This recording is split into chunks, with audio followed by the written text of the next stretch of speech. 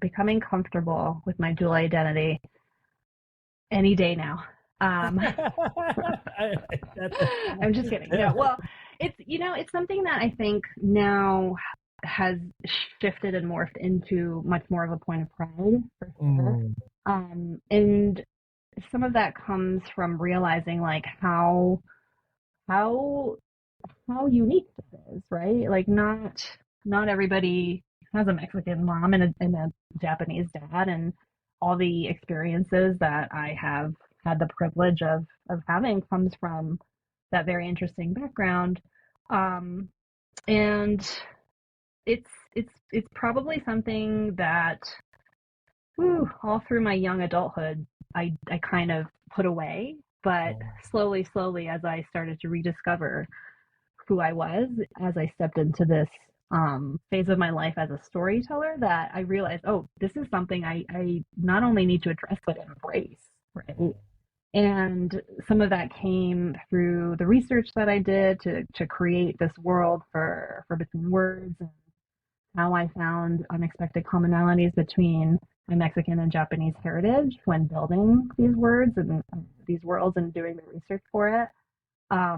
You start to, I think you start to realize there's so much more beauty in how things are different and similar at the same time, which is only afforded to you if you have this kind of multicultural background or heritage.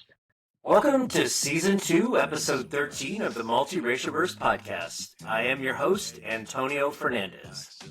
Today's guest is the incredibly talented Saki Tanaka, a children's book author and illustrator whose storytelling is as rich and layered as her identity. Born to a Mexican-Japanese mother and a Japanese father, Saki's life has taken her across Japan, Mexico, France, and the United States, weaving together a beautiful journey of cultures, languages, and experiences. In this episode, Saki shares her inspiring journey, how being visibly different shaped her search for belonging, and how those early challenges now inform her magical, inclusive stories. From her debut book, Between Words, to her latest, Nimbus Plays Alone, Saki explores themes of friendship, identity, and finding home in unexpected places. We'll dive into her creative process, the power of representation in children's literature, and the impact her books are having on young readers who finally see themselves on the page. Let's get started. Hello, Saki. Welcome to the Multiracialverse. How are you doing? Good. Thank you for having me, Antonio. It's so nice to be here. Yeah, it's nice to have you here. I was just thinking we were chatting before we turned on the record, and I actually was like, maybe I should have hit record like 20 I know. minutes ago. I was like, There was some this good is such stuff a in there. Yeah, yes. fantastic conversation, but I'm sure this Yeah. will be great too. Yeah. Yeah. So let's talk about your journey through your identity and how it's Yeah. impacted your life and impacted the amazing work that you do. So, as I mentioned, let's start with the people that brought you into this world. Tell me a little bit about Mhm. them. Yeah. Yeah, so my parents, it's so funny. It's kind of one of those rare combinations, I guess. You don't hear about, uh people that have a Mexican parent and then a Japanese parent. So my mom is Mexican Japanese and my dad is Japanese. They met, of all places in the world, of course, in Case Western Reserve University, which is in Cleveland, in Ohio, which is kind of funny to think about. My dad was studying, getting his master's degree in economics, and my mother was learning English. And Oh, they wow. met at a bar, I think. And my dad kind of assumed that she was Japanese and started talking to her, and she was like, "Oh no, I'm not. I look Japanese, but I'm not Japanese." And Was he you was he know, was and he totally blown away? Like, he was, yeah, and he yeah. wooed her, as it were. And a year later, they got married and moved back to Japan, which is where I was born in Yokohama. Oh wow, okay. And And obviously shortly, your dad was there, but he was here at university for yeah, school. he had just been in Ohio for school, getting his master's, and then while they were, I guess, dating, as it were, Yeah, yeah. they were back and forth, I think, some parts of it in Mexico, some of it back in the US. But eventually they settled in Japan, where I was born. Yeah. And after that, a whirlwind of more back and forth. We immediately moved to DC/Maryland for my Wow. dad's job. And then after that, so that's where my brother was born. And then we moved back to Japan and then to France and then back to Japan. And parts of it were also in Mexico. We lived there for Wow. little stints and then finally back to the US again. And I have stayed since, basically for college. And, after that, just living here and finally became a US citizen last year. Oh, So awesome. Congrats. I That's know a awesome. lot of back and forth. Thank you. Yeah. Yeah, I yeah. think. So I did want to ask, what were your parents like in their family dynamic? Because you say your dad is going to school in the U.S., Mm-hmm. born and raised in Japan, and then you mentioned your mom being from Mexico, but she was up here learning English. Was Yeah, any of their families with them, or were these two individuals that were like seeking the journey of life? that is such a good question. So my understanding is that, my dad had always had ambitions or interests in kind of living overseas and exploring the world. And I think my mother did too, to a certain extent. In terms of family, I mean, based on what I know about my grandparents, they were also pretty open about it, and so facilitated and, supported them in these endeavors, which Yeah, is pretty yeah, cool. And I can see yeah. how that translated into their openness and actually wanting me to experience seeing the world as well, which I'm very grateful for, actually. Yeah, that's awesome. Considering too, like with your mom, like we were talking a little bit about gender roles in different cultures, Mm-hmm. and a lot of times I know with the Mexican culture being definitely, even though most cultures, I think there's the asterisks are still pretty patriarchal, Right. to a degree, but like her parents let her come up here, and then Mm-hmm. she meets somebody at college. Was what was that like? I just wanted to touch on that just for a second. Like, was there any friction anywhere in that they met and then a year later they're moving to Japan that you Yeah. know of? Yeah, I mean, based on the extent of what I know is that there might have been some hesitation, just about my mother moving to Japan, and like she probably grappled with some of the language barriers and cultural Hmm. differences that she would experience, going to this completely new country. But yeah, I don't know that there was pushback necessarily. My mother grew up in a household with, let's see, two sisters and two brothers. Yeah, she was the oldest daughter, so there Okay. might have been some of that pressure of like being, the caretaker, in Yeah, addition yeah. to her mother, my grandmother, my abuelita. Hmm. But it sounds like some of that also gave her the freedom to Yeah. explore, right? Because there were enough of them. The attention and the pressure was diluted enough that she could kind of do her own thing. And she's And she always, I was feel like multiracial too, right? she was multiracial, right? Yeah, And yeah. she has a strong personality, and for better or worse. So she, what she wanted to get done, she got done. Awesome. And luckily, I guess for my dad, she agreed to, um, going to where his homeland was and supporting his career. Um, and that's how that happened, I think. Yeah. Yeah, yeah, awesome. And so, as far as your childhood, moving back and forth, where do you remember? What are some of your first memories of which culture or heritage dominate? I would not say dominated, but was Hmm. more prevalent in your household growing up. Say, for instance, around religion, around Ooh. holidays, and language, because I think it is interesting, your journey with language too. So, Right. Ooh. I mean, so I think my most formative years was probably, some of my earliest memories, which was when I was growing up in Japan. Hmm. And as a kid, it's fun. I don't know if you've ever seen, there's a show where kids go out to do errands. Oh yeah, yeah, And I love that. right, Yeah, it's so fun. It's like, yeah, yeah, that was my world where it's safe enough for kids to go out on their own and like, yeah, go to yeah. the store around the corner. And so that was super fun for me. I just remember that as a core part of being a kid in Japan. Um, and oh my gosh, that was my basis, I think. And so a lot of cultural influences like manga or anime, the things that you Yeah. love as a kid, Japanese food, a lot of that became part of my identity, I think. Was your mom And Catholic?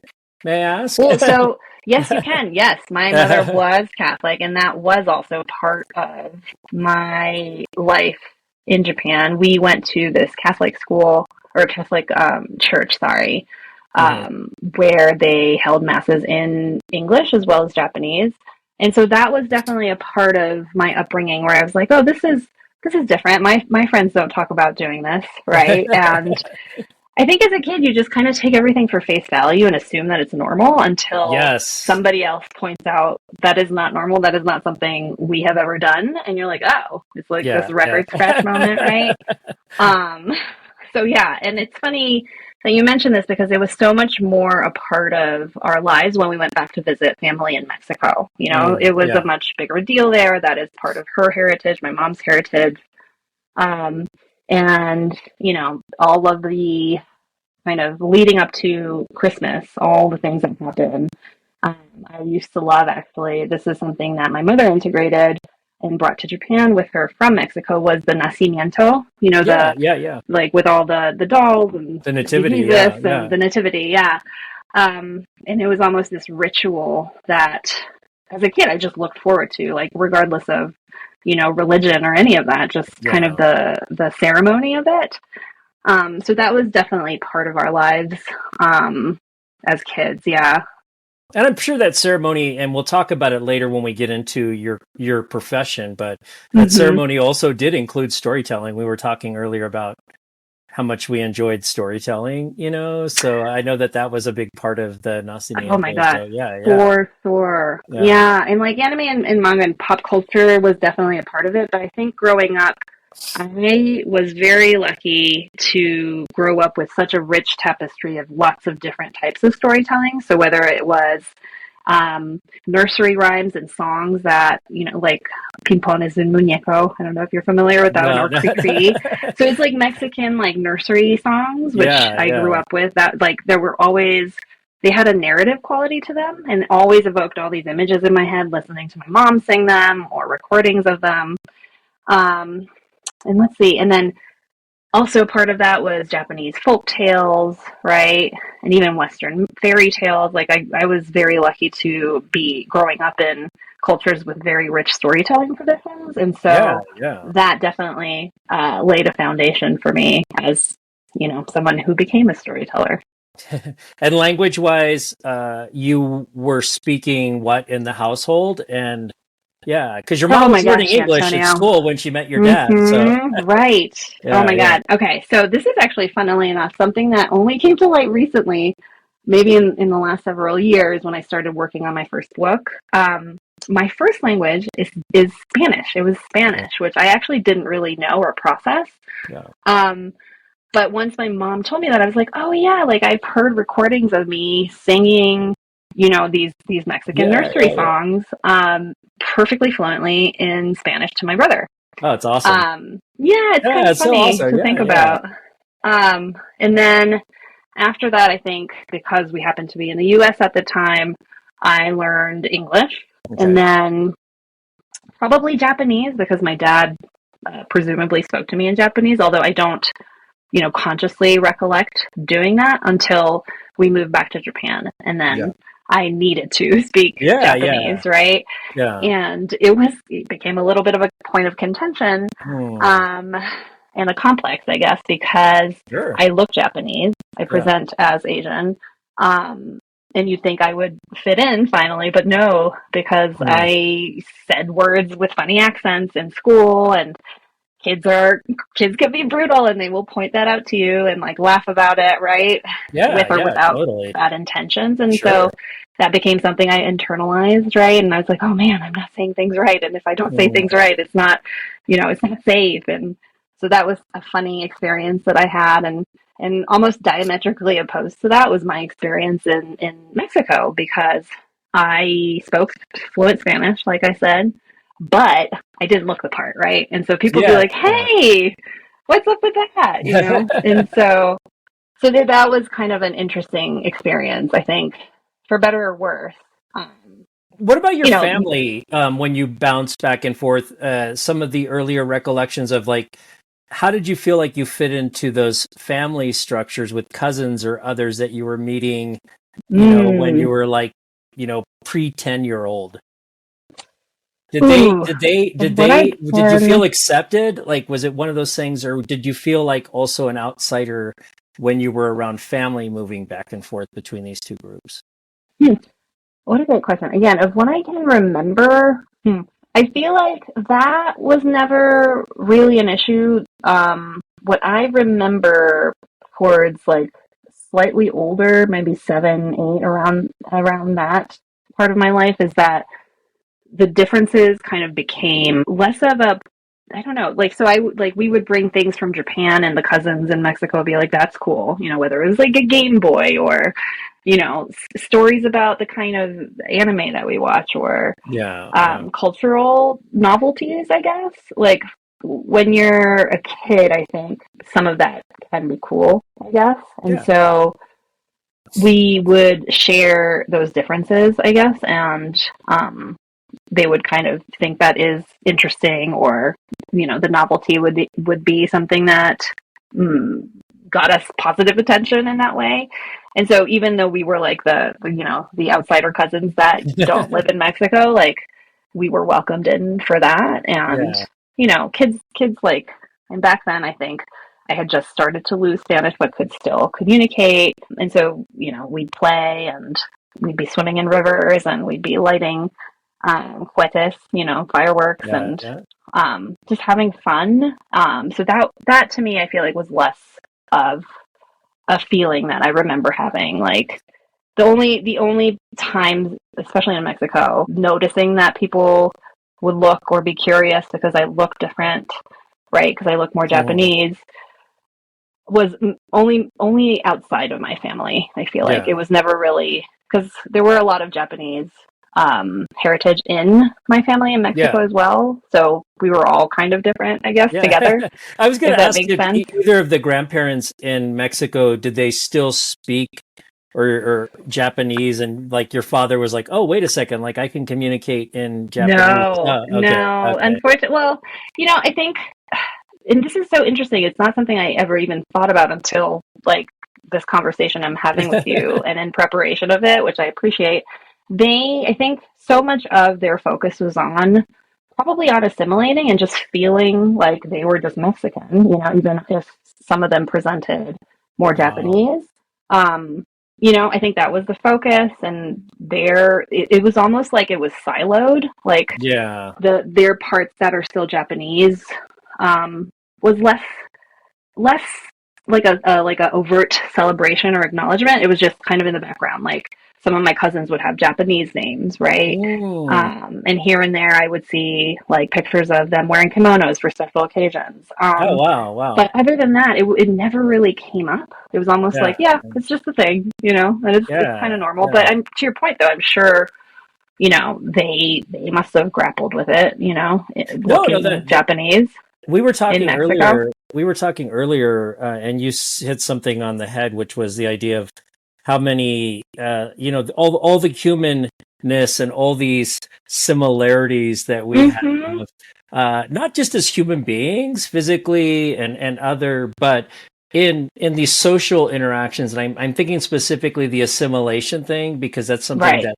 I went through here. And I was telling you, I'm in Wyoming visiting, but I grew up there.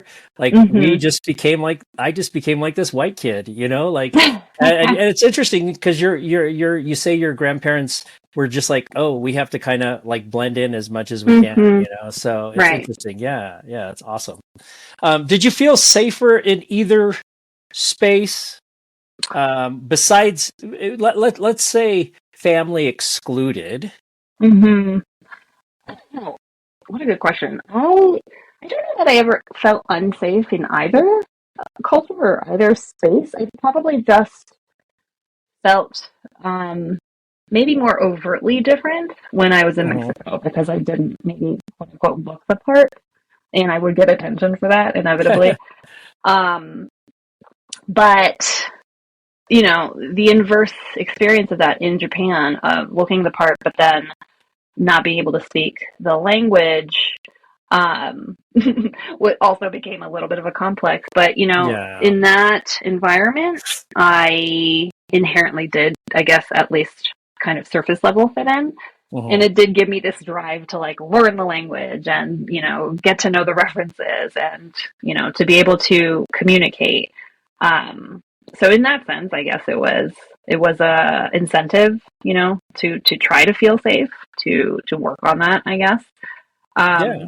But yeah, like I never necessarily felt, I guess, unsafe, but I totally know what you mean, Yeah. like. Yeah.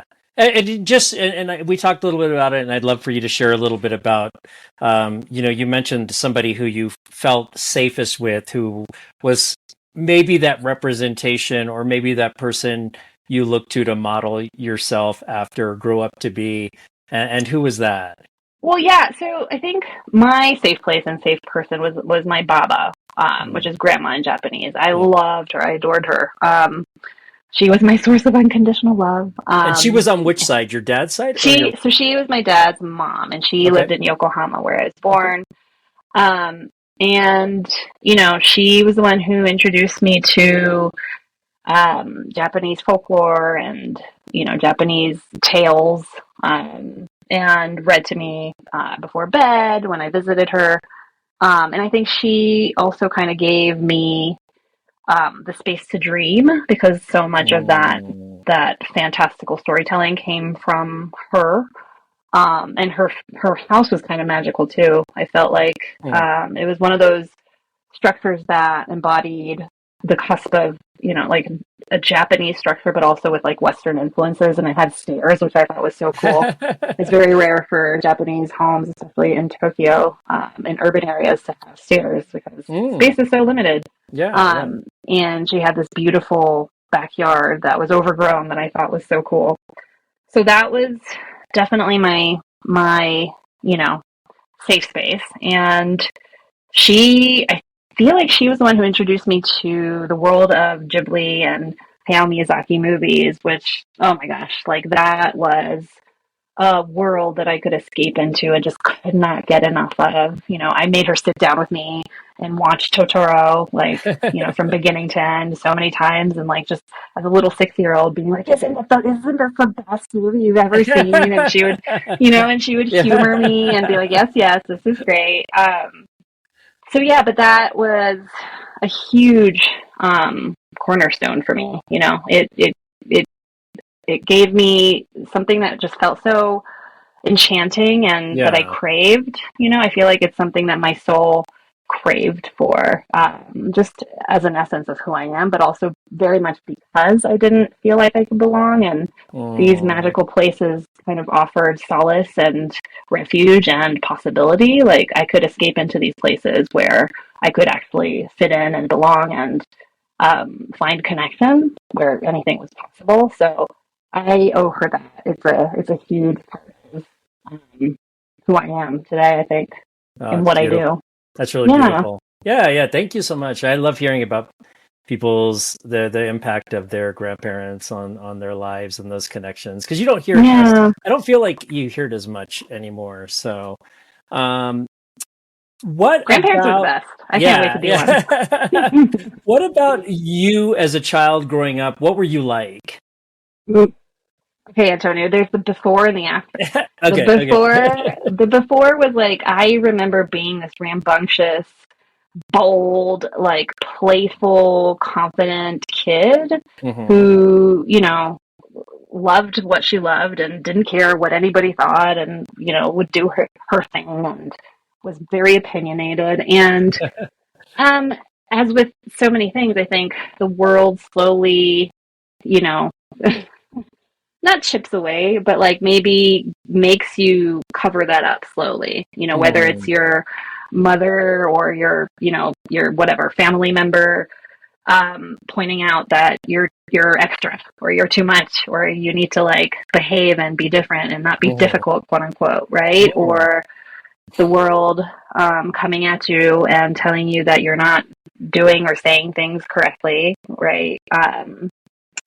Like a lot of those kind of expectations and moments when you're made to feel unsafe for being who you are, like Yeah. makes you protect, like put those shells up of protection, Mm. right? Yeah. Yeah. Um, what's been so eye opening is realizing that at the point, like there's almost like it's almost like that classic story arc of Yeah. Yeah. there the beginning, middle, and the end. The Yeah. climax is kind of that middle, and that involves figuring out who you are and who that person is that you've hidden with all these Hmm. layers of protection, and basically the rest, the denouement is like you peeling off these layers slowly one by one to like rediscover who you are. So that has been an interesting process, very much facilitated by this new endeavor of Yeah. Yeah. storytelling that I'm doing, because you have to put so much of yourself in your books, I think. Um, or at least I choose to. And I've found the most meaning in this bookmaking and story making process when I'm able to do that and kind of excavate different experiences of little Saki, and Oh. the truer version of me Yeah. that Yeah. that I'm trying to remember. Yeah.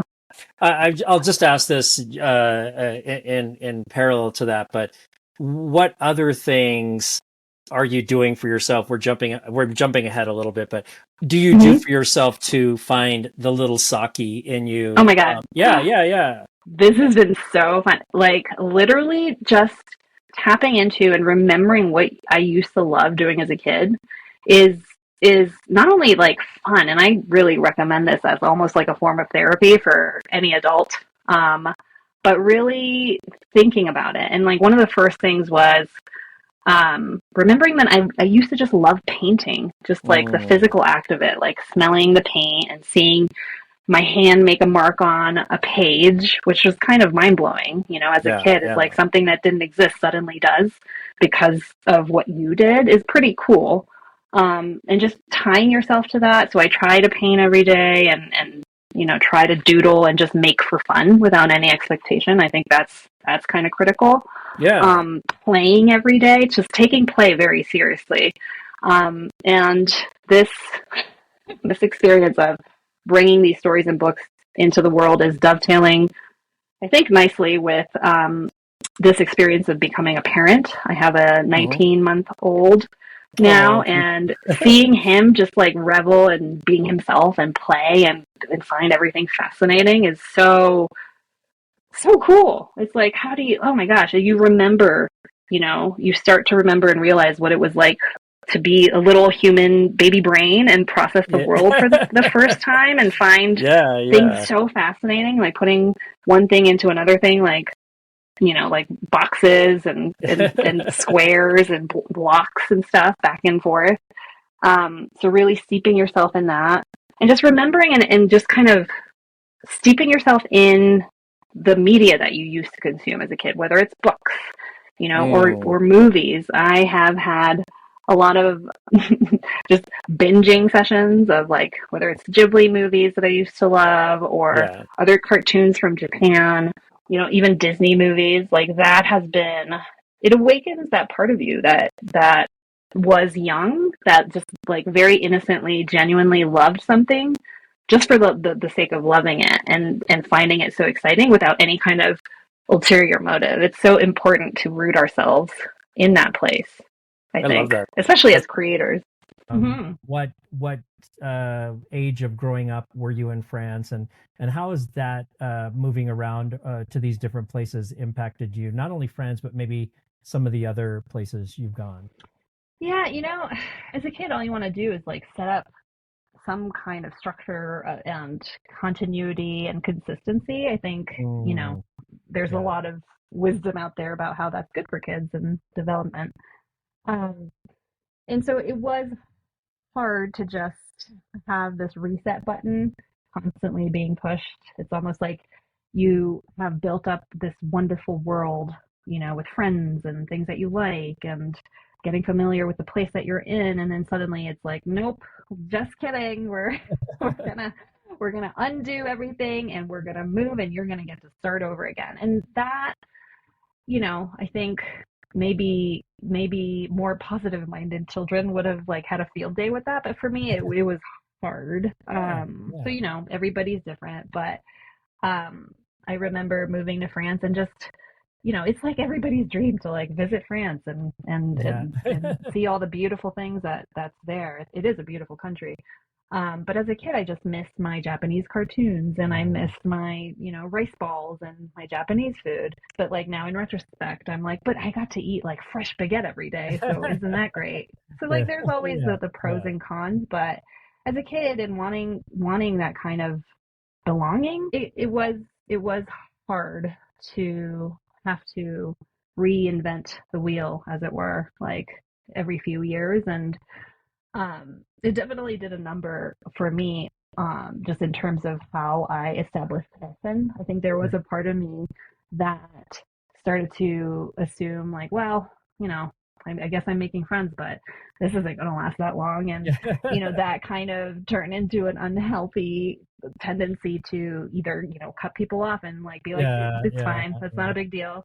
Right. Or like burn bridges yeah. preemptively, which isn't great. And it's something that Right. I've definitely been working on the past several years and only just realizing how much of an impact it had Mm, after in my life.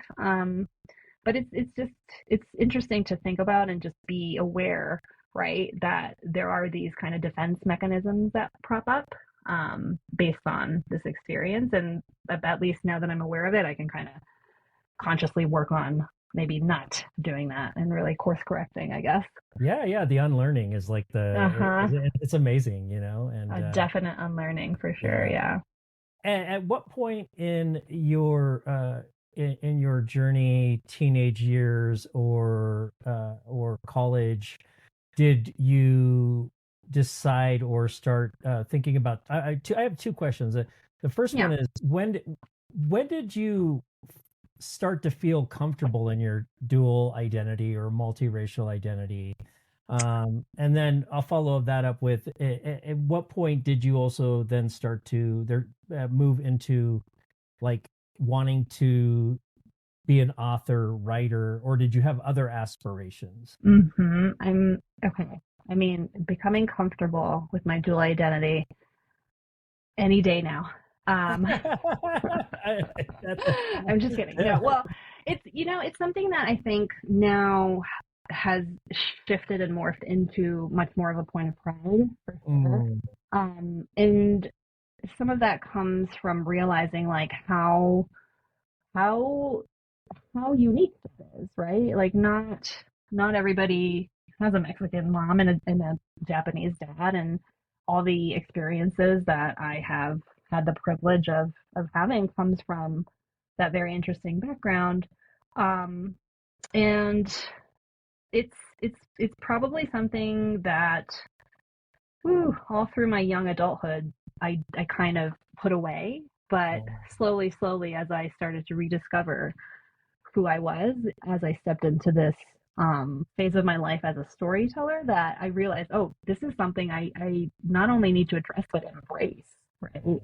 And some of that came through the research that I did to create this world for between words, and how I found unexpected commonalities between my Mexican and Japanese heritage when building these words and these worlds and doing the research for it. You start to, I think you start to realize there's so much more beauty in how things are different and similar at the same time, which is only afforded to you if you have this kind of multicultural background or heritage. It's truly like, hello, it's a gift. Yeah, But yeah, that's it awesome. takes a Yeah. second to get there, right?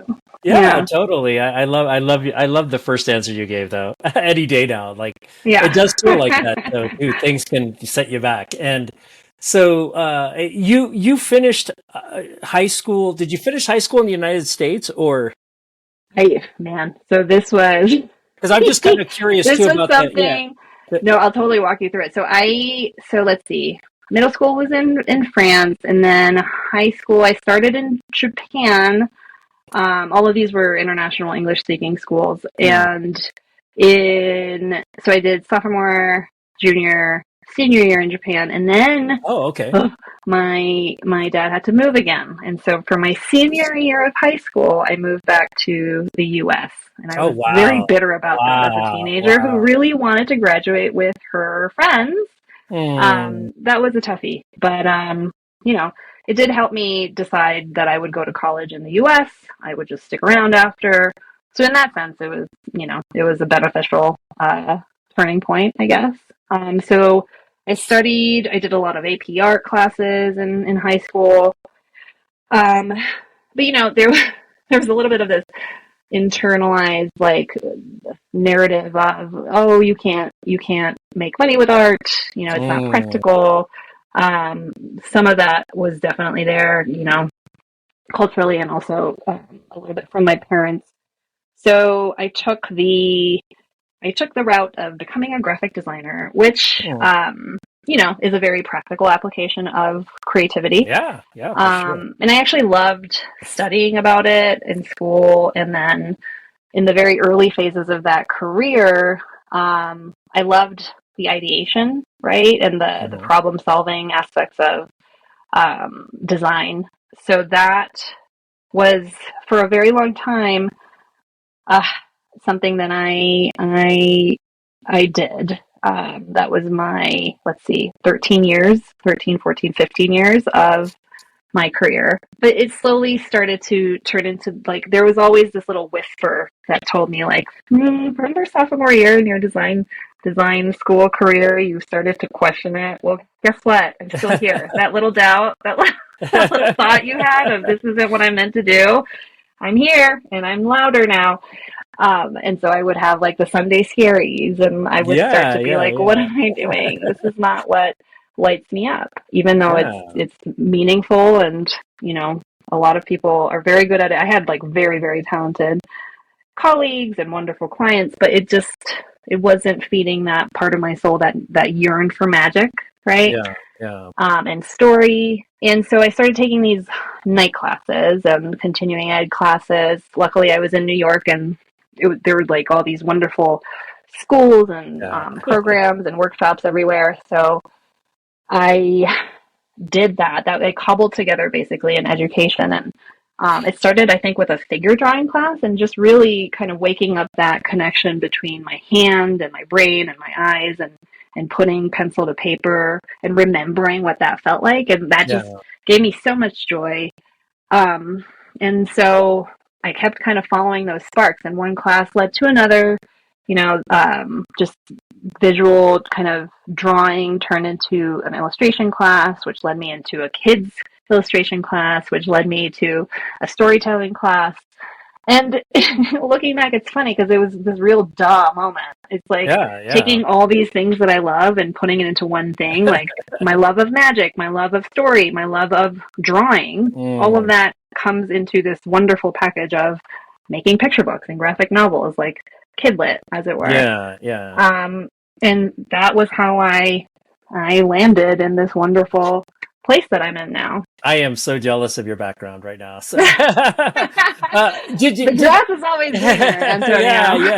yeah. Did either of your parents have these artistic affinities? Hmm. And then also with that, you mentioned that there was a little bit of pushback about that idea of you can't make money doing art. Was that a cultural thing, or do you think that's just a was a societal thing at the time. So let's start with the affinity to art. Did either of your parents have Great it? question. Yeah. Yeah, so my dad painted. Okay. As a hobby, he did lots of oil painting in his youth, and as a kid, I remember him doing watercolor paintings, and that was something that he kept as a hobby. And especially after we moved to France, we would go to all these beautiful spots in the country and just paint and draw side by side. And I remember being a 7-year-old who would continually look at what her dad was doing and being very like, oh, I'm not good enough. Like, I'm not as good as him. Yeah. I wasn't as good as him, but I was one of those kids. And it's funny because that actually, for a long time, watercolor was something that I had a complex about or feared because, Mm, like, I just, in my head, I was like, I'm not as good as my dad. But then slowly, me very intentionally embracing that fear and kind of diving headfirst into learning about it has been a wonderful experience because I was like, I want to learn this to make my books, like, and I'm gonna face my fear of it and embrace the unpredictability and like, it's hard to control watercolor sometimes, and so yeah, yeah. that was something that maybe, like in some funny way, my dad inspired, and I'm actually grateful for. And then the other part of your question, so Mhm. it's funny. It was also my dad who, from a very early age, I remember him kind of just telling me over and over. You know the Aesop story about the ant and the grasshopper? It's like the fable, Yeah. right? Like the ants are working hard and the grasshopper's just playing. And come winter, because he hasn't been working hard and putting away like all the grains of whatever food, he dies out in the cold. And it's funny thinking about how traumatizing that must have actually been to be told, like, this is what happens when you don't work Yes, hard, yes, right? yes. Has definitely been, again, speaking of unlearning, something that I'm slowly trying to Mhm. deconstruct.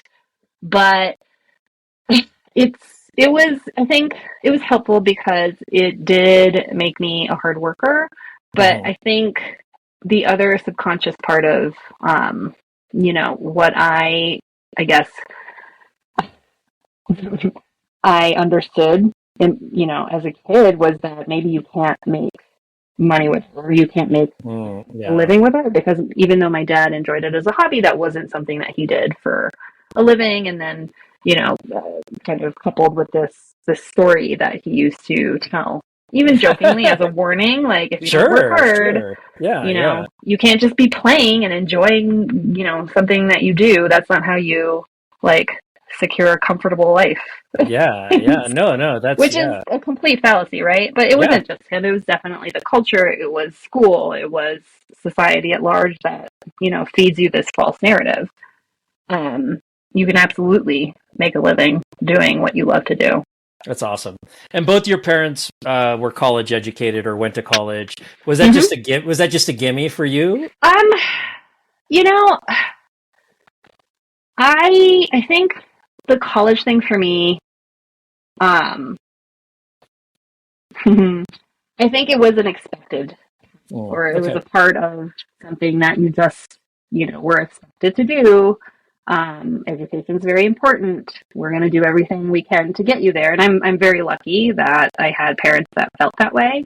But if I was going to take a step back now, and I'm hoping I have the wherewithal to stick to this opinion for my own kid, as he grows up, is to center what you want to do and what lights you up versus what society tells you should do, or you know like the accreditations that you need for this and that. I think that paradigm is slowly hopefully falling away. Yeah, You yeah. hear about like trade jobs becoming more important, and apprenticeships becoming kind of an alternate form of finding your place in the world and what kind of skill you want to hone. Hmm. And if I could tell myself in my high school years, like, a piece of advice, it would be like, no, just, yeah, follow what you love to do. If that takes you to higher education, great. If it doesn't, carve your own path. Because literally what I've done with this illustration storytelling stuff is just cobbled together all these resources that I could find. Like, I followed something that interested me and that led me to something else. It always, always does. It will Yeah, never yeah. lead you astray, right? And if it feels like I don't know, a dead end, you just course correct, you pivot. And even that dead end can actually lead you to what you're supposed to get to, right? Um, and it, everything from free like YouTube videos on how to use watercolors for XYZ effect to like, pretty affordable workshops that a lot of organizations offer online. SCBW1 plug was a very good one. I'm still a part of. That's the Society of Children's Book Writers and Illustrators. Oh, very cool. And there's a lot out there that a lot of generous creators have put out, probably because they wanted to pay it forward. They got this education and training themselves. It is something you can do. So that's something I think I would encourage. No, that's awesome. That's awesome. I think, I think that we are seeing a little bit more or more than we did in the past. Yeah. With all the influx of information and knowledge we get. Mm-hmm. So let's talk about you. When did you get your first? When was that first like aha moment for when you were transitioning from the Sunday scaries into like, oh wait a second, I'm going to write a book. Like I have what it takes to do this. Oh man. So this also was just this process of listening to what the opposite of what the Sunday scaries felt like, which I call, my sparks and things that interest me and fascinate me, and just following those and collecting them. And for the first book, it was a combination of things. It was a friend at the time who just had such wanderlust and loved traveling and just seeing the world by themselves, which I found so fascinating because it's not something I really related to. And that kind of became like a little seed of a story about a boy who continually is like looking over the horizon, trying to see what's next and wanting to explore the world with his dad. But then it kept not working for a long time.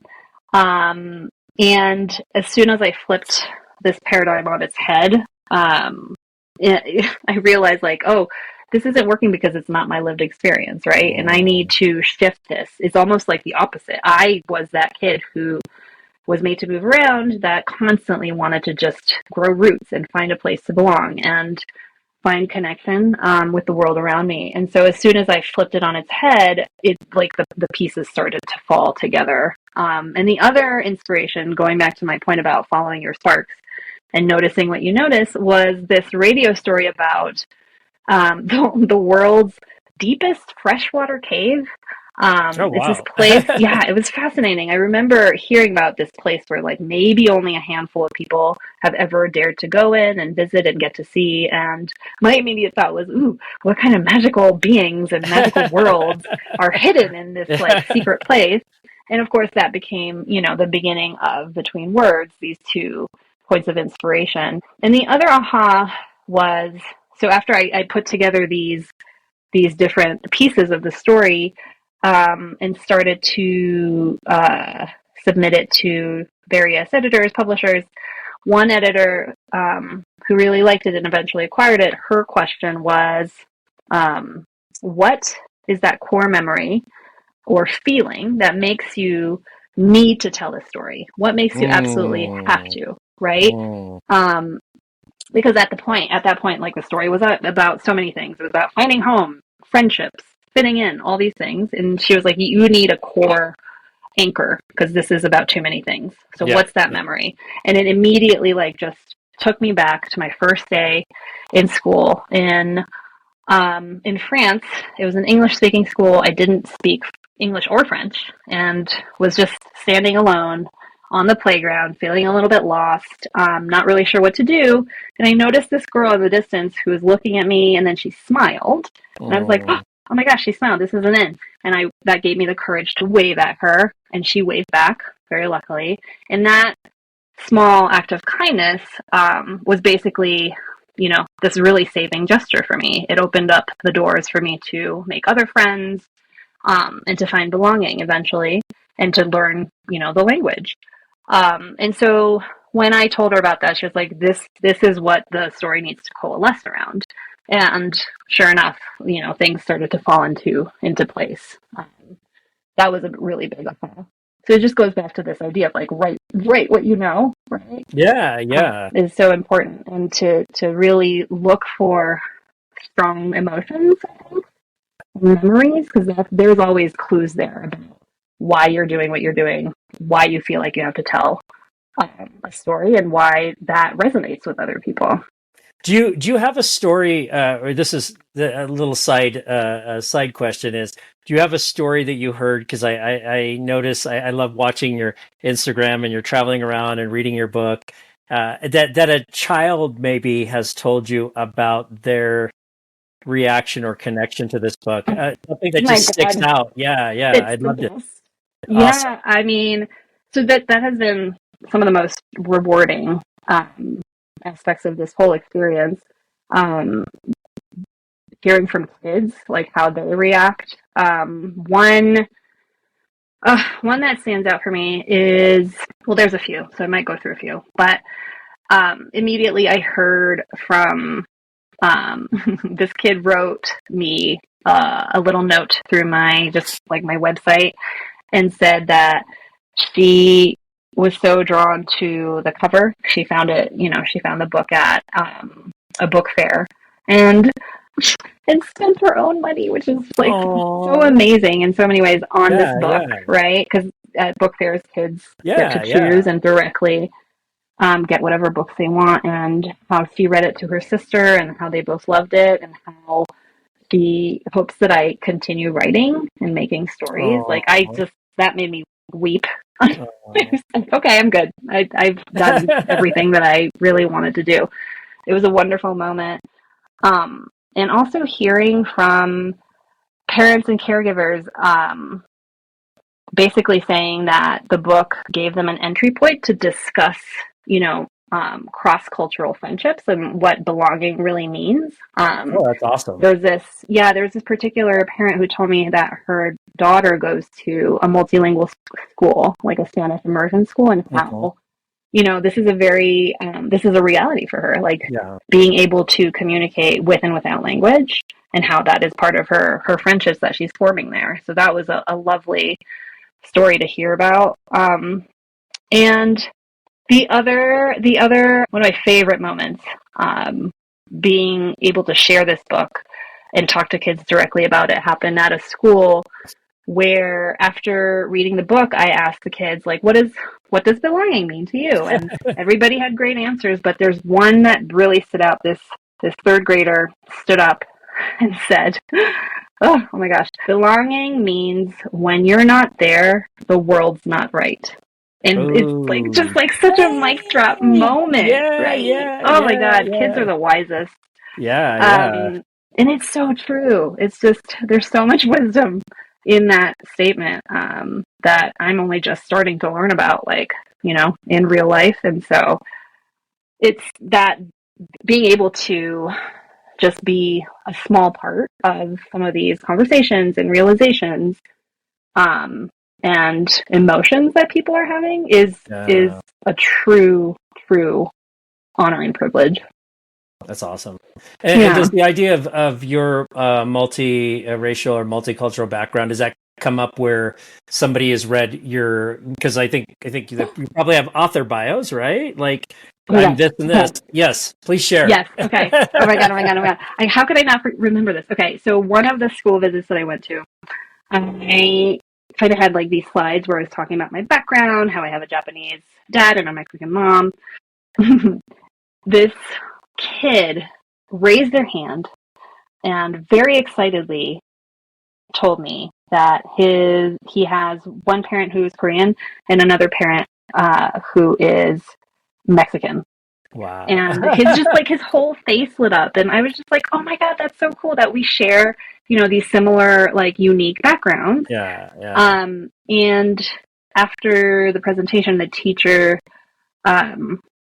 who had me visit the school, kindly came up to me and was like, oh my gosh, this is this student is just new to this school and is still just finding his place, and that interaction that you were able to give him and make him feel seen and kind of embraced was huge for him. He's still finding his way, but you that was such a lovely thing that you did.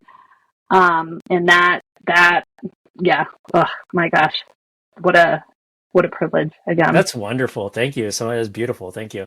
And I think it reminds me, like your books, they're very complex for being children's books.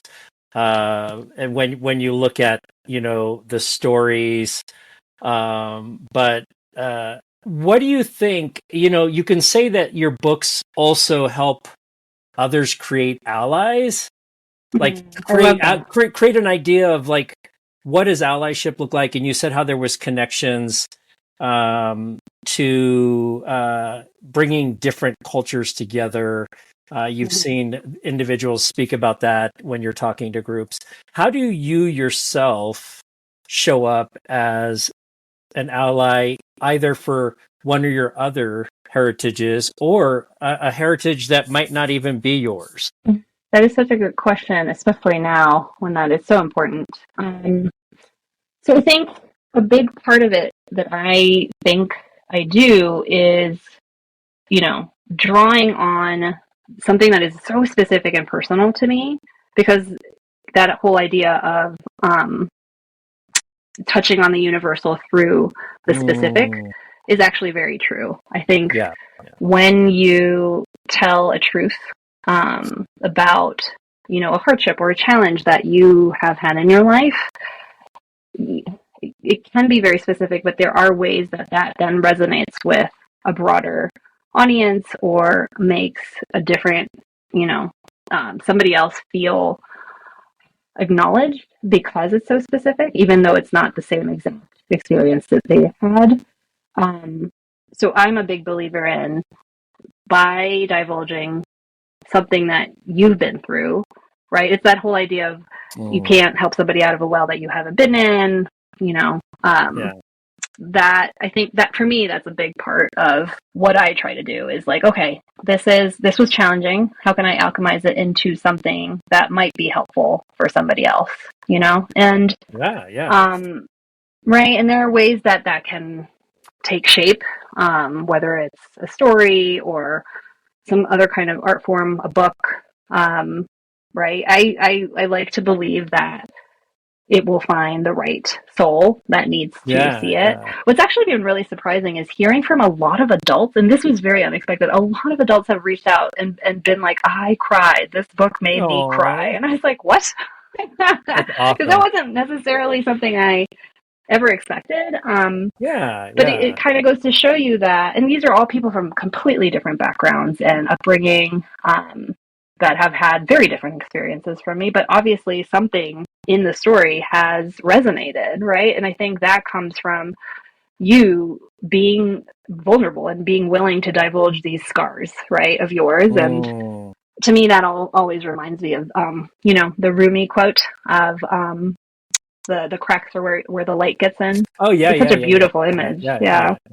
That's awesome. And it's like you just said, that common thread of, and it happens a lot when I'm talking to individuals on the podcast, is that there's something unique about being multiracial, like we talked about, but there is also the more common thread of feeling like you don't fit in, which is something that almost I think everyone has gone through, and I think that's probably where that relation point happens. So, what are you working on right now? I hear you're working on your third book. You just released a book in February too. Do you want to share a little bit about that, and then share about what you're working on, and then we'll wrap it up.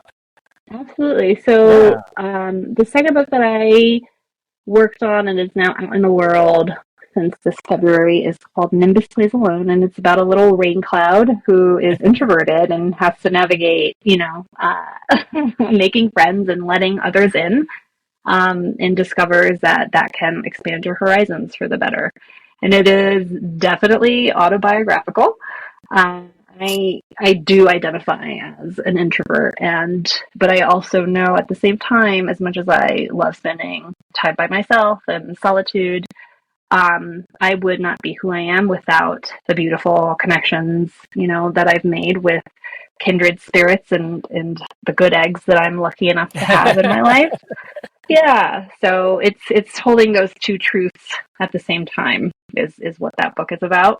That's And awesome. then, yeah, and that was really fun. I got to sneak in a lot of Colorado scenery into it, which was beautiful and so, You so have plenty of awesome. mountains to draw from, A right? 100%. And like Yeah, just the yeah. state has such big, beautiful skies. So that I had a field day illustrating that book. And then I am now currently working on my third book, which at this point is going to be based on this Japanese mythical creature that I have been obsessed with since I was a kid. It's a dream eater or nightmare eater, and I've been obsessed with nightmares and dreams since my childhood. So it's something that I've been mulling over and thinking about and working on for probably over 10 years. It's definitely one of my oldest story seeds that has Wow. been waiting on the sidelines while these other books have been coming out. So I am very excited that I get to kind of really get going on this project. Awesome. That sounds amazing. It sounds like you sound like a very curious person too. I've been talking about that to a lot of guests about, the importance of curiosity in this world, Yeah. Oh my gosh, Yeah, yeah. 100%. One quick piece of wisdom for aspiring authors, children's Ooh, book authors, maybe even specifically, like, yeah. I think it's such an interesting path to choose. And I think with any creative career, um, this might be a common thread, but it's this truth that not everybody has a completely different journey getting there. yeah. There's no like set blueprint. Um, there's no like degree or qualifications that you have to get, right? So everybody's um, steps will look different. So, early on, I definitely tried to emulate um, people in the industry who I admired and what they did, and would find myself frustrated when things didn't unfold exactly the way their journeys did. And so I think my advice would be to create your own and to like embrace the unknown. This is a recurring theme for me. Oh, Because it's actually exciting not to know how this could unfold. Like it's, that is part of it's very meta because yeah, yeah. you are a storyteller and you get to experience your story unfolding in a very magical, organic, unexpected way. And once you start to embrace that, I think the ball starts to kind of roll more and more with that momentum. And for me, like I mentioned before, a big part of that was just following what what I was drawn to, like all the different Yeah. sparks, and fully leaning into that. Whether it's remembering what you used to love as a kid, or just immersing yourself in the stories that you used to be inspired by and uplifted by, and slowly, slowly, slowly, and with whatever time you can cobble together and the resources that you can cobble together, putting your next foot forward, little by little by little. It can be it's more of a marathon than a sprint. That's what I'll say. Yeah, yeah, because people will see like your Instagram and the fruits of your labor right now, but it is taking you time to create and develop all that. Yeah.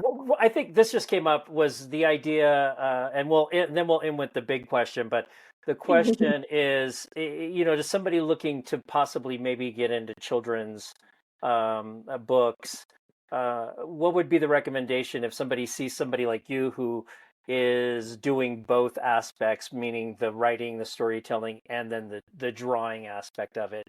If somebody feels like they either have one or the other, what would a recommendation be to them? Ooh, I think whether you're just going to start by writing, which is actually what I did, was primarily the entry point was the writing side, and then the illustrating.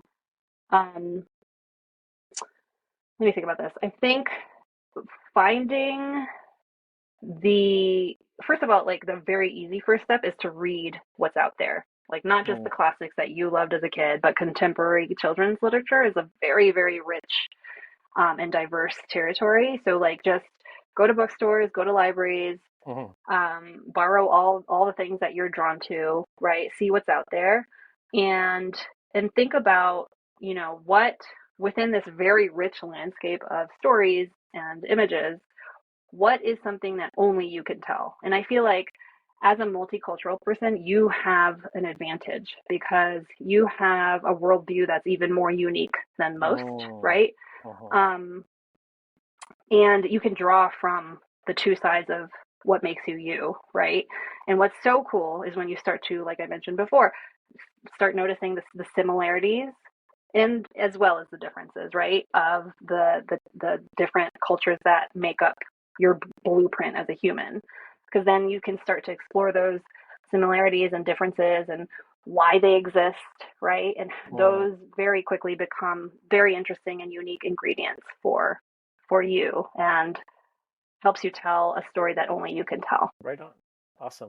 What's your recipe for world peace? We always end on that one. I love this question. And I love all the answers that your past guests have spoken to. And this might be kind of like an echo of that. But just, I think a place to start is the maxim of like, hurt people, right? And so I think a really big solution and opposite of that is like healing your own parts, healing yourself so that you're not hurting others. It's kind of this idea of, cleaning up your side of the street before being affected by everybody else's. And my kind of spin on this, which has been really interesting to ask other people, is, are you your own favorite person? Like, let that sit for a bit. Like when you, like the immediate answer might be to assume that you are, but a lot of times like resistance and little feelings start to creep in when you ask yourself that, right? And when that does come up, it's doing that excavation of like, ooh, why is there resistance there? Why am I not my favorite person? What are the hurts in my life that have wedged themselves there that block, right, me authentically just being obsessed with who I am? Because I think when you kind of cure or like deal with that part, or at least process it, like you start to realize what self-love is, right? The truest meaning of self-love. And that gives you the courage to have your own back at all times. And that kind of confidence, I think, then translates into being able to love everybody else generously and to accept the world as is generously. And that kind of love, I think, can move mountains. No. It's one of those points that I didn't mention to it before we were talking, but like that is such an awesome question. Like I'm like, damn, why didn't I think of that? Like as an author, like a poet too, it's like I'll read somebody else's work and be like, that's so good. I wish it was my own. But like I wish that was my question. Like now I'm like going, can I use that instead of like, what's your recipe for world peace? Or, I'll have to credit you now. Like it's such an awesome question. Yeah. And you gave a let's all work. It's like I wonder if like hugs would work for some of these people in the world that need, that hurt child or whatever it is inside of them healed. So awesome! It's been a pleasure. Like you've been just absolutely wonderful. It's been so fun. Thank you, Antonio. This is awesome. Where can people find you? What would you like to promote? Ooh, well, you can find me on the internet at sakitales.com. It's SAKITALES. Okay. Kind of like fairy tales, but Saki Tales. And on Instagram, I am Saki Tales, the same thing, but with a 3. So it's at Saki Tales 3. And if any of this resonated, please reach out. I can be reached through, my website or through Instagram. And of course, my books are pretty much everywhere books are sold, I think. Yeah. And either online or at your favorite indie bookstore. And look for her coming to a town near you at some point, probably, right? Yeah, that would be fun. Around. Yeah, for sure. I would love that. Awesome. Thank you so much. Have a great day. Yeah, you too. This episode of the Multiracialverse podcast is brought to you by Eviton Couture, a brand born from a powerful vision and a deep connection to heritage. Founded by Shinnecock brothers Jason Tech King and Wayon Moon Smith, Eviton represents resilience and pride. From handmade tie-dye to wellness-focused athletic wear, each piece is crafted with intention and positivity, smudged with sage for good vibes, and delivered to you with love. Join the Evaton family on their journey of empowerment and inspiration. Hit up Moon on Instagram at Evaton_KS. That is native spelled backwards _KS to view product and place an order. Evaton Couture. Feel the spirit of resilience in every stitch. You can find this podcast on Apple Podcasts and Spotify. Huge shout out to my friend Johannes Skoda for mixing and creating the intro music, and DJ Kazam for the track.